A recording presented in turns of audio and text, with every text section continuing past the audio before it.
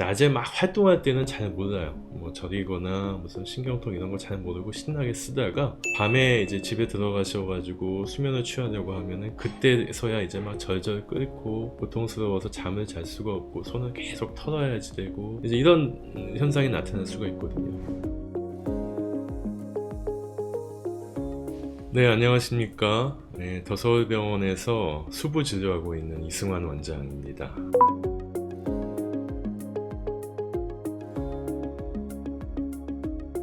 저희 병원에서 계속 해오던 라이브 방송인데 골든타임이라고 하는 새로운 컨셉으로 다시 리뉴얼해서 재시작하게 되었습니다. 많은 관심과 시청을 부탁을 드리고요. 자, 오늘 첫 번째 시간인데 제가 준비한 내용은 손목 터널 증후군에 관한 내용을 준비해 보았습니다. 많이들 궁금해 하시는 것 중에 하나가 과연 수술해야 되는지, 수술이 꼭 필요한 단계인지 이거 많이 궁금해 하세요. 그래서 그 부분에 대해서 저희가 조금 이해하기 쉽게 정리해서 오늘 전달해 드리도록 하겠습니다.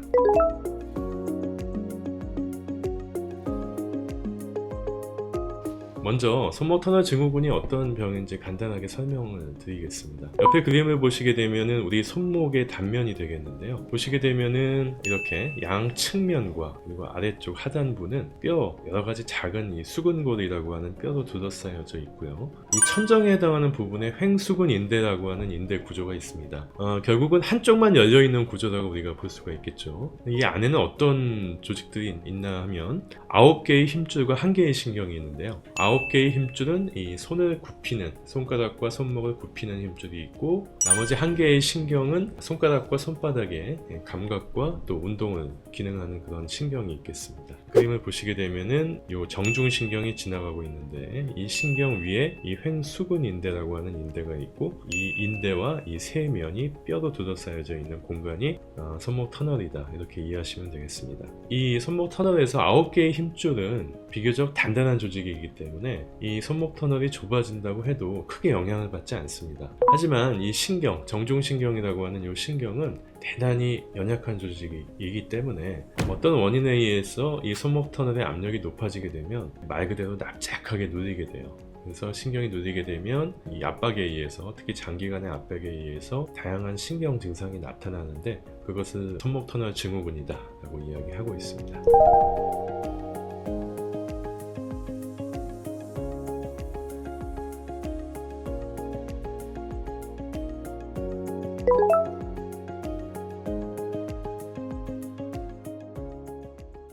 그래서 실제로 어떤 식으로 변하냐면 이 노란색 이 사각형 부분이 보통 우리가 횡수근 인대라고 이해하시면 되겠습니다. 그리고 이 파란색 부분이 둘러싸고 있는 뼈, 수근골이라고 이해하시면 되겠고, 그 가운데 있는 이 공간이 손목 터널이라고 보시면 되겠는데요. 뼈는 변하지 않으니까 이 세 면은 변하지가 않겠죠. 하지만 인대는 정상인에서는 1 내지 2mm 정도 되는 얇은 막이었다가 증후군이 진행을 하게 되면 비호화되고 딱딱해지면서 나중에는 5 내지 6mm 정도 되는 두꺼운 막이 됩니다. 이렇게 변하게 되면 자연스럽게 이 안의 공간이 좁아질 수밖에 없죠.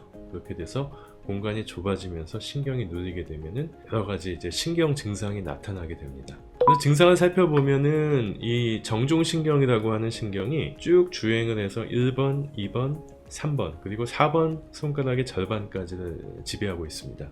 그렇기 때문에 이 영역에서의 어떤 감각의 변화가 나타났는데 대표적인 게 손저림이죠. 손이 저리다고 이제 말씀들을 많이 하시고, 조금 더 진행을 하게 되면 손이 얼얼하다거나 감각이 변했다, 감각이 둔하다, 바늘로 찌르는 것 같은 신경통을 호소하기도 합니다. 근데 특징적인 것은 이 정중신경이 대부분은 1번, 2번, 3번 그리고 4번까지를 지배하기 때문에 5번 손가락이 어떠냐라고 이제 질문을 드리면 5번은 좀 괜찮은 것 같아요, 이렇게 말씀하시는 경우가 종종 있어요. 이게 이제 중요한 감별 포인트가 됩니다. 또 이런 증상들이 저녁에 수면 시간에 잠을 설치게 만드는 이런 야간통의 양상으로 나타나기도 하고요. 그 다음에 이제 이 정중신경이 감각만 지배하는 게 아니고, 특히 엄지손가락 밑에 있는 이 동그란 근육이 함몰되는 현상이 나타납니다. 나타날 수가 있습니다. 이걸 보통 무지구군의 위축 현상이라고 하는데, 물론 이렇게까지 진행되는 경우가 흔하지는 않지만 이 이전 단계라고 하더라도 이 힘줄의 어떤 근력이 저하가 되기 때문에 이 손가락으로 물건을 잡을 때 힘이 떨어짐을 느끼거나, 아니면 물건을 놓치거나 병마개를 돌릴 때 조금 어려움을 느끼거나 이런 변화를 느끼기도 하는데, 이런 현상들은 전부 이 정중신경 기능 저하에 의해서 운동 기능이 저하되어서 생기는 그런 현상이라고 말씀드릴 수 있겠습니다.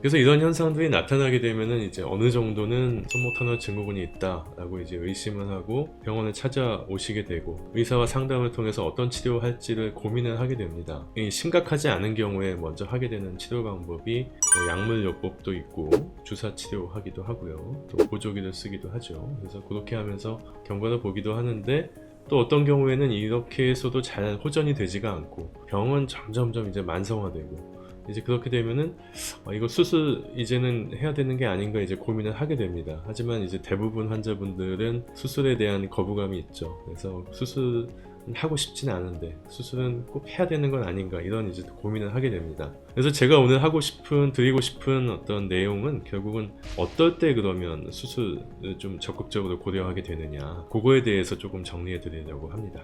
이제 여러 가지 기준이 있겠죠. 한 가지 기준만 가지고 결정하는 건 아니기 때문에, 그중 첫 번째는 이게 자연 회복이 될 수 있는 것인지, 아니면 계속해서 이제 이 고통에서 벗어날 수 없는 건지에 이제 문제가 되겠습니다. 결국은 이 정중신경이 있는 이 공간의 압력이 높아져서 생기는 게 이 손저림 증상, 이 손목 터널 증후군의 증상인데, 어떤 경우에는 이 압력 자체보다도 손을 많이 사용을 해서 이 힘줄이 염증이 생기고 물이 차고 비후화되면서 간접적으로 이 신경을 누를 수도 있습니다. 그래서 손을 많이 쓰는 분들에게서 조금 더 일찍, 조금 더 심하게 이 손목 터널 증후군이 나타나는 경우가 있거든요. 이런 경우 대표적인 게 우리가 보통 김장후 증후군이라고 하는, 우리가 김장철 되고 나서는 이 손 저려가지고 병원에 오시는 분이 많거든요. 그 이유가 손을 너무 과도하게 사용을 해서 손목 터널 증후군이 일시적으로 확 악화되는 이런 소견이라고 할 수가 있습니다. 이런 경우에는 손을 쉬면서 조금 지켜볼 수가 있겠죠. 특히 만성적이지 않은 경우에는. 그렇게 해서 많이 좋아진다고 한다면 급하게 수술할 이유는 없겠죠. 그렇기 때문에 일단은 좀 쉬면서 어느 정도 좋아지는지 지켜볼 수 있다는 그런 부분이 되겠고, 이렇게 휴식을 취하고 관리를 잘 했는데도 불구하고 손 저림이 좋아지지 않고 계속 이 증상이 지속이 된다고 한다면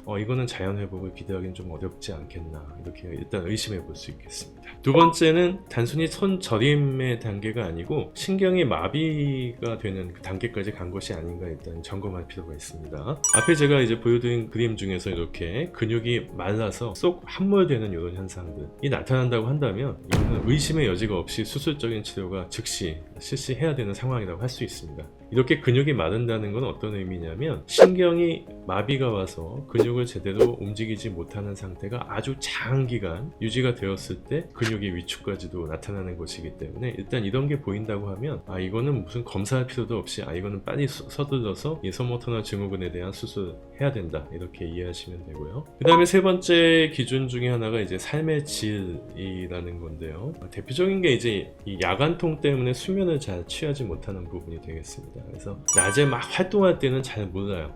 저리거나 무슨 신경통 이런 거 잘 모르고 신나게 쓰다가 밤에 이제 집에 들어가셔가지고 수면을 취하려고 하면은 그때서야 이제 막 절절 끓고 고통스러워서 잠을 잘 수가 없고 손을 계속 털어야지 되고, 이제 이런 현상이 나타날 수가 있거든요.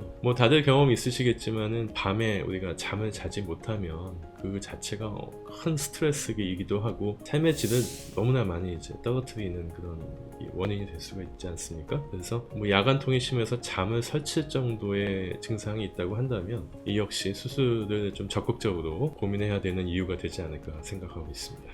네 번째는 직업적인 좀 특징이 있는 경우예요. 대표적인 게 이제 뭐 건설 일 하시거나 아니면 목공일, 어쨌거나 손을 많이 쓰는 분들 같은 경우에는 아까 말씀드린 것처럼 손을 조금 쉬면서 지켜보는 게 필요한데 이제 그럴 수 있는 여유가 없으신 거죠. 손을 신나게 쓰다 보면 힘줄은 계속 퉁퉁 붓고 신경은 더 많이 눌리고 신경 증상은 더 심해질 수밖에 없거든요. 그렇다고 해서 직업을 뭐 바꾸거나 직업을 뭐 하지 않는 거는 또 쉽지 않은 결정이잖아요. 이제 그럴 때는 손목 터널 증후군 수술을 해서 빨리 해결을 하고 다시 직업으로 복귀하는 선택을 하는 게 더 현명한 결정일 수도 있죠. 그리고 마지막으로는 이제 신경 검사를 했는데 이 진행 단계가 상당히 진행된 경우에는 신경 수술에 대해서 적극적으로 고민을 해보셔야 됩니다.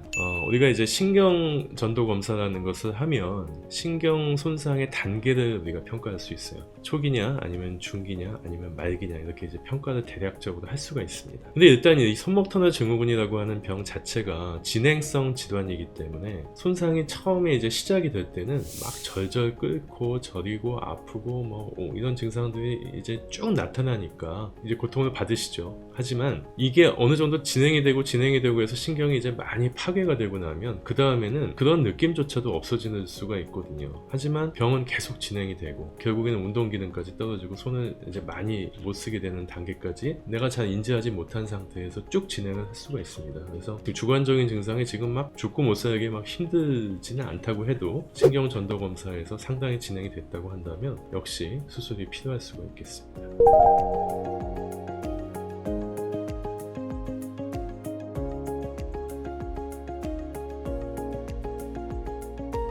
네, 그래서 지금까지 이런 기준들, 여러 가지 기준들에 대해서 제가 말씀을 드렸는데요.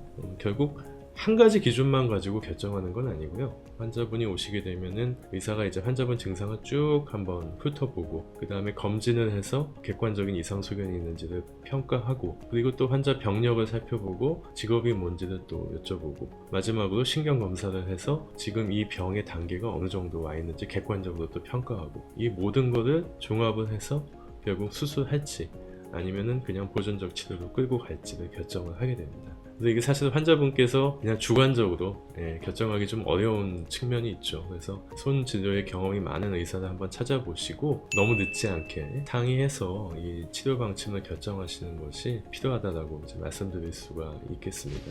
매주 목요일 같은 시간에 찾아뵐 예정으로 있고 추가적으로 조금 다루었으면 하는 주제나 내용이 있으시면은 댓글이나 게시판에 남겨주시면 저희가 그 주제를 가지고 또 준비해 보도록 하겠습니다. 네, 시청해 주셔서 감사하고 다음 주에 다시 찾아뵙겠습니다. 감사합니다.